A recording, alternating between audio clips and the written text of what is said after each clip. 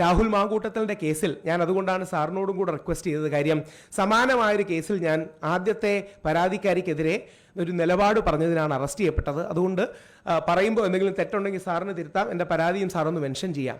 എനിക്ക് മനസ്സിലാകാത്തൊരു കാര്യം, അല്ലെങ്കിൽ ഞാൻ ഏറ്റവും മയമായി കോടതിയുടെ മുന്നിലുള്ളൊരു വ്യക്തി എന്ന നിലയിൽ ചോദിക്കുകയാണ്, റേപ്പ് ചെയ്തു, മുഖത്തടിച്ചു, ഉപദ്രവിച്ചു, തുപ്പി, അവരെ ഒരുപാട് ദ്രോഹിച്ചു, ഇതെല്ലാം കഴിഞ്ഞ് ഒരു ഫ്ലാറ്റ് അയാളോടൊപ്പം മേടിക്കാൻ ഏതെങ്കിലും സ്ത്രീ തയ്യാറാകും?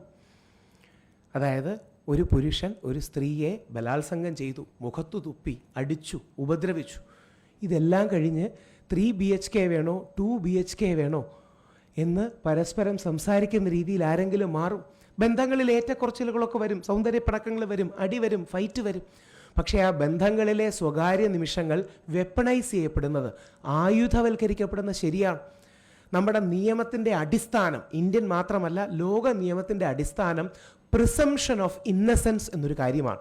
അതായത് ഒരു വ്യക്തി is innocent until proved guilty. ഇതാണ് ഇന്ത്യയിലെയും ലോക നിയമത്തിൻ്റെ അടിസ്ഥാനം. അപ്പോൾ രാഹുൽ ഈശ്വറിൻ്റെയോ രാഹുൽ മാങ്കൂട്ടത്തിൻ്റെയോ ബാക്കി ആരുടെയും സ്ത്രീപക്ഷ കേസുകൾ എടുത്താൽ ഇവിടെ നടക്കുന്നത് പ്രിസംഷൻ ഓഫ് ഗിൽറ്റാണ്.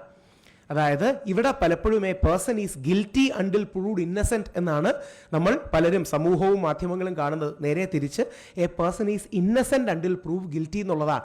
അയാളെ കോടതി കുറ്റക്കാരനാണെന്ന് വിധിക്കണമെന്നുള്ളതാണ്. രാഹുൽ മാങ്കൂട്ടത്തിൻ്റെ കേസിൽ ഒരു കാര്യം കൂടെ പറയാം, എനിക്കൊരു വ്യക്തിബന്ധവുമില്ല ആ മനുഷ്യനോട്. ഞാൻ ജീവിതത്തിൽ 2 തവണ ആ മനുഷ്യനെ കണ്ടിട്ടുള്ളൂ. ഈ ഒരു വൈരുദ്ധ്യം എന്ന് പറഞ്ഞാൽ ഞങ്ങളുടെ പുരുഷ കമ്മീഷൻ ബില്ല് വരുന്നതിനെ തടയാൻ ശ്രമിച്ചതും ശ്രീ VD സതീശനിൽ ഇടപെട്ട് പുരുഷ കമ്മീഷൻ ബില്ല് ശ്രീ എൽദോസ് കുന്നപ്പള്ളി അവതരിപ്പിക്കരുത് എന്ന് ശക്തമായി അന്ന് സമ്മർദ്ദം ചെലുത്തിയത് രാഹുൽ മാങ്കൂട്ടത്തിലാണ്. എനിക്ക് ഒരു വ്യക്തിബന്ധവും ഇല്ലാത്ത ആളാണ്. പക്ഷേ അദ്ദേഹത്തിനെതിരെ ആദ്യ പരാതി വന്നപ്പം ബഹുമാനപ്പെട്ട കോടതി പറഞ്ഞു പീഡനാരോപണം നിലനിൽക്കില്ല. രണ്ടാമത്തെ പരാതി വന്നപ്പം കോടതി പറഞ്ഞു ഈ പരാതിയിൽ ഞങ്ങൾ സംശയം രേഖപ്പെടുത്തുന്നുവെന്ന്. അപ്പോൾ ഒരു വ്യക്തിയെ ഇങ്ങനെ കടന്നാക്രമിക്കുമ്പോൾ അയാൾക്കും ഒരു അമ്മയില്ലേ, അയാൾക്കും വീട്ടിൽ ആൾക്കാരില്ലേ, അവർക്ക് മക്കളില്ലേ? ഈ അതിജീവിതയെ, പരാതിക്കാരിയെ, ഇരേ ഏത് വാക്ക് വിളിച്ചാലും ഏറ്റവും ബഹുമാനത്തോടെ നമ്മൾ കാണണം. അപ്പുറത്ത് നിൽക്കുന്ന ആണിനും ഇതൊക്കെ ഇല്ലേ? ഇതിൻ്റെ പേരിലാണ്, ഇത് പറഞ്ഞതിൻ്റെ പേരിലാണ് ഞാൻ 16 ദിവസത്തോളം കിടന്നത്.